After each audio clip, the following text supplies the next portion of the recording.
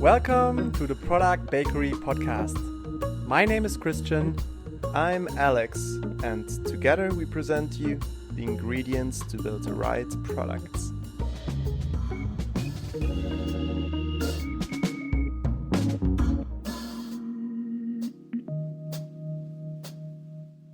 Welcome everyone to this Monday episode of the Product Bakery. If you're listening to us for some time now, you should know that we are trying this format of short Monday episodes, just me and Christian talking, brainstorming around what's currently really top of our minds. To always get the latest episodes, you can of course subscribe us on all the podcast platforms or follow our social media channels and use the website if you want to leave some comments or interact with any of our speakers. But with that said, and keeping the intro a little bit shorter than usual, Christian, how are you? Very good. How about you? That's amazing. I need a motivated Christian today. Christian, last Monday, you asked me about coaching. And I already mentioned last time that I would be interested in understanding, okay, from the things that I shared around working with designers and especially also different personality types of designers, you are actively coaching people in different companies. So also even beyond the manager coaching his direct reports, but really going in specifically to coach people. So why don't you tell me what your thoughts are after the last episodes in terms of what the major differences are in the way you coach? Good question. To summarize what we discussed last time, as a leader and as a supervisor, coaching might be a little bit different, especially when you have to find the balance between defining goals, targets, and push towards something versus empowering people and also coaching them. I'm not in that position because I'm purely focused on coaching. So people who work with me do this on a voluntarily base. I'm not sure if that's the right word, but they volunteer. They want to get coaching. So there is no supervisor talk or anything else involved when I work with them. They pay for it. They even pay for it sometimes. Yeah, or the companies pay for it. But yeah, there's also money involved. Absolutely. That's crazy. Which is also very good because I can be even more candid maybe than other people because I have absolutely no stake into what's going on inside the company. I'm not involved in any politics. And that's also what I'm saying right at the beginning. I'm not doing this to hurt anybody. I'm not doing this because I have any stake in what's going on inside. I'm just sharing my outside perspective. Yeah, I think that's a super interesting one. And I think that indeed makes a very big difference also in the way you can say things. In the times where I was working as an employee, I did also internal coaching and mentoring. And you can be in a similar position inside a company if you coach or mentor people in other teams. So just as a small side note, it makes sometimes things also easier. Yeah, fair enough. And when people call you or when people ask for coaching, what are usually the main use cases or what are the reasons for someone to call a coach? Yeah, I think it starts from I want to apply from a job to I want to get a raise, want to be promoted, want some support while I just started a new job. I'm working with a couple of product leads / VP products who just started, who just made a transition into this new role and who want to have some sparring partner or someone who challenged them in their new position. So it depends, but the most of the time product people want to just make the next level and master what they are doing or getting better in what they're doing. Mm-hmm. And how can I imagine this to look like? Do they come with a specific goal and you just work around that? Or how does goal setting for you generally look like? I mean, we need to maybe distinguish between the acquisition part and the coaching part.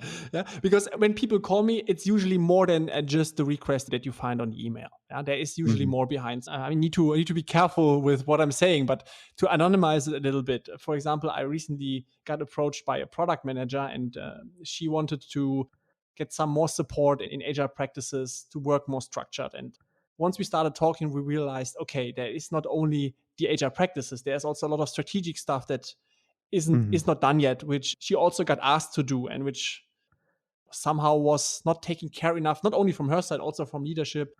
And you realize, okay, you need to dig deeper, and you first of all need to understand what the people really want and what problems they have. And from that moment on, you can start defining goals and also talk about what the outcome of a coaching will be. So that's the Hmm. first step, understanding what people really want and especially need. And the second part is then once you get started, you need to bear in mind that's my approach because I'm also taking personal coaching. I think I mentioned it once. If I'm the one who gets the benefit out of it, I am the one who has to do the work. That means I'm going Hmm. to reach out, I'm going to define what I want and what I need in the first place, and then also get challenged on my idea. We always define a couple of frames. So let's say someone says she wants to be better in product strategy, or the next person said he wants to be better in working in an agile environment or working with Scrum. Or the next person says, I want to start a new position and I want to set up a team. That's usually the frame. And then what I'm always doing is I'm trying to make it as practical as possible. So we do not talk about theory. We talk about real world projects they're working on. I'm sometimes a bit more structured than I used to be in the past. So, what I always do is we have a working document where we write down topics, action items, and also questions. And that's what we walk through. And one of the most important questions that I'm always asking is because we talked last time about asking good questions. One of my closing questions is always, what are you going to do by when?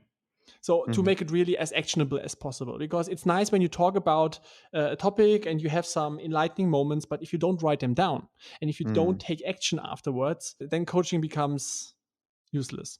Yeah. And let's be honest, like practically speaking, even in my personal life, I have things like doctor appointments that I don't plan for months simply because every time I think of them, I'm like, oh, yeah, oh, I need to do this. And then in the mess of all the things that you have to do, you forget about this. And I think, yeah, uh, the same happens, obviously, like also with these tasks that help you. And that's also what I see in leadership meetings where a big team is deciding on something, but they're not asking who, they're not asking what, and they're not asking by when.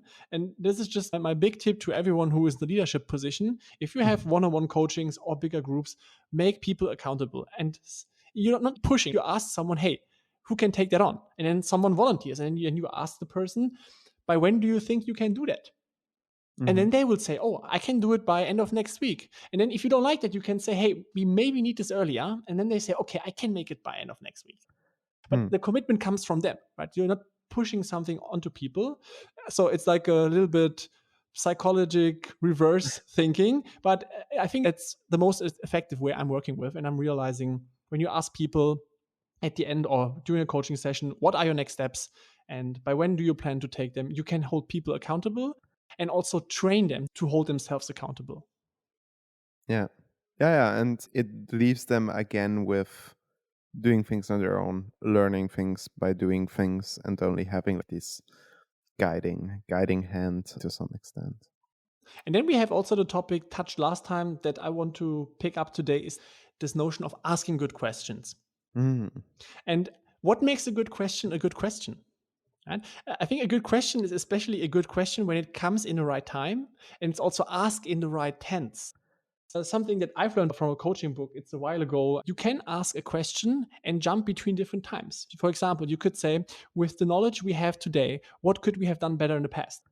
Or you can Mm. say, with the knowledge from the past, what can we do better tomorrow? Or Mm. in case this is going to happen tomorrow, what can we do in 2 weeks? So you see already, you can jump between the tenses. And this is something you need to learn and you need to understand as a coach or as someone who asks questions to make sure you guide people into the right direction because different situations require different sort of questions. When would you, for example, use future-based questions versus past-based questions? So let's say we are at the moment facing a situation where we want to go to market with a new product. Mm-hmm. So I think it's more important to look into the future. On the other hand, let's say we have had an incident. Mm. So production was down. Let's say you're a payment company, transactions weren't going through. Then we should take a look into the past, first of all, to understand the root causes better. And then also go beyond and take a look at what we can improve in the future. So you're already seeing it's not only one question that you need to ask. Yeah. I think in the end, we're always looking at improving in the future, right? So whatever kind of question you ask, like I almost feel like even if I ask future questions, I want people to start about like past experiences and to still think about them. But yeah, there is a lot of like different variations also. Yeah. So first of all, you need to understand, or you need to help people understand the root cause. This is one thing. And with future-based questions, you bring people away from the problem, because you have maybe seen this many times. When shit hits the fan, everyone is talking about the problem and no one really focuses on the solution. And sometimes it's simply not helpful to discuss for hours the problem. So you can help people shift their focus from maybe a negative, toxic, I'm pissed off mindset to more, okay, what can we do better now? It sounds really like a motivational coaching thing, but it's reality. Whether you are a leader, a supervisor, a manager, a coach, the best way to be outcome driven is to look into the future. And also you can better remove the emotions. Yeah. This is where coaching questions and research questions are very different at its core. Yeah. And the difference between coaching and therapy is that coaching is always outcome driven. You can be in therapy for a year, for 2 years. It maybe never ends. For sure it should, ideally. But with coaching, you are always working toward goals. I already feel my phone buzzing with some therapists complaining about this. Okay, let's see. You can forward them to me. All right. Christian, thank you so much. I think it was a good addition and another perspective and level to the whole coaching conversation. Let us know. Do you have any questions on coaching? Do you need coaching? Or what is like the topic that's currently most important to you in your career? Just drop us an email or a message on whatever channel you want, and we're happy to take it on in the future. Exactly. And regarding your doctor's appointment, Alex, take it. It's really time for your prostate exam. Yes. Bye tomorrow.